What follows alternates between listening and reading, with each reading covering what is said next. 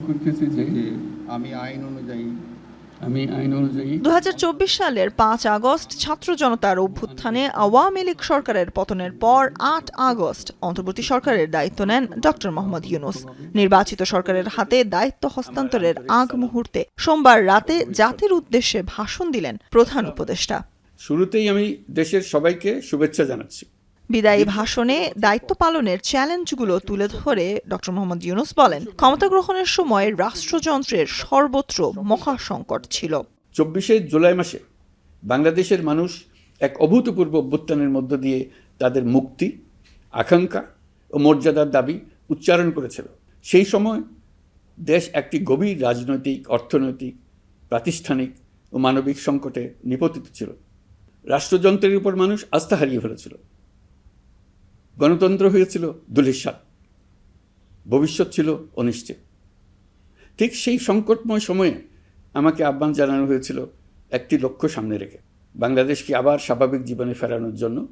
12 ফেব্রুয়ারি জাতীয় নির্বাচনের পাশাপাশি জুলাই সনদের ওপর গণভোট অনুষ্ঠানের মাধ্যমে দেশের ইতিহাসে এক নতুন গণতান্ত্রিক যুগের সূচনা হয়েছে বলে মন্তব্য করেন তিনি। আমরা একটি উৎসবমুখর, অবাধ, নিরপেক্ষ, শান্তিপূর্ণ, পরিচ্ছন্ন ও বিশ্বাসযোগ্য জাতীয় নির্বাচনের আয়োজন করেছি, যার মাধ্যমে জনগণ আবার তাদের ভোটাধিকার ফিরে পেয়েছে। এই নির্বাচন কেবল একটা ক্ষমতা হস্তান্তরের প্রক্রিয়া নয়। নতুন রিন গভীর থেকে পরিষ্কার করে কাপড়কে রাখে নতুনের মতো উজ্জ্বল। নতুন রিন অ্যাডভান্সড পাউডার। এটি বাংলাদেশের গণতান্ত্রিক ব্যবস্থার নতুন অভিযাত্রার সূচনা, নতুন বাংলাদেশের জন্ম। আসছে দিনের পররাষ্ট্রনীতিতে বাংলাদেশ আর কখনো নতজানু হবে না বলেও প্রত্যাশা ব্যক্ত করেন বিদায়ী এই সরকার প্রধান।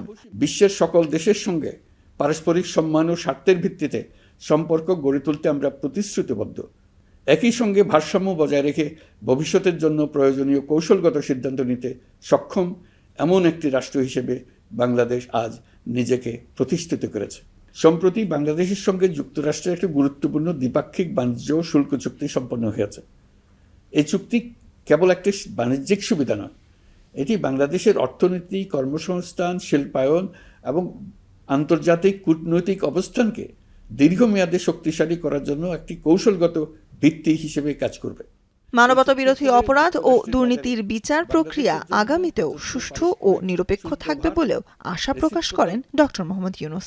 আমরা মানবতা বিরোধী অপরাধ, দুর্নীতি ও অনিয়মের বিচার প্রক্রিয়াকে রাজনীতি ও প্রতিশোধের ঊর্ধ্বে রেখেছি। সুলতানা স্বর্ণা, এখন ঢাকা। প্রশাসনিক, বাণিজ্যিক, আর্থিক সংস্কারে হাত দিয়েছি, যাতে ভবিষ্যতে